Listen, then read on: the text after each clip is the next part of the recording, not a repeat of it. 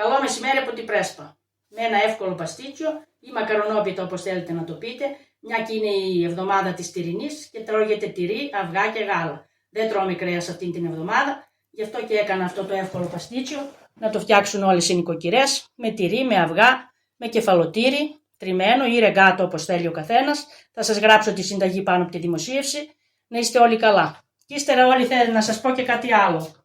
Ορισμένοι κοροϊδεύουν για τα μαλλιά της Βασιλικής και λένε δεν πάει η Βασιλική στο κομμωτήριο. Η Βασιλική δεν προλαβαίνει τώρα να πάει στο κομμωτήριο γιατί έχει πάρα πολλή δουλειά με τα φασόλια. Και ακόμα 6 στρέμματα έχω να αλωνίσω, σας έχει πει ο αδερφός μου ο Χρήστος, και κάθε μέρα μας κοροϊδεύετε και μας τρολάρετε. Αλλά δεν έχουμε ανάγκη, γιατί η αξία του ανθρώπου δεν μειώνεται από αυτούς που πάνε να το μειώσουν. Αυτοί είναι μειωμένοι μόνοι τους που πάνε να μας μειώσουν εμάς, γιατί τους λείπει αυτό που βλέπουν σε εμάς και γι' αυτό και μας κοροϊδεύουν. Αλλά εμείς δεν έχουμε ανάγκη. Είμαστε άξιοι άνθρωποι του μόχθου και του κόπου. Δουλεύουμε κάθε μέρα και δεν έχουμε ανάγκη αν τα μαλλιά μας είναι άσπρα ή αν τα μαλλιά μας είναι μαύρα. Σε όλες τις γυναίκες και στους άντρες τα μαλλιά πάνω από 40 χρονών είναι άσπρα και τα βάφουν. Και εγώ τα βάφω όταν έρθει η ώρα. Τώρα δεν πρόλαβα να τα βάψω γιατί καθαρίζω φασόλια.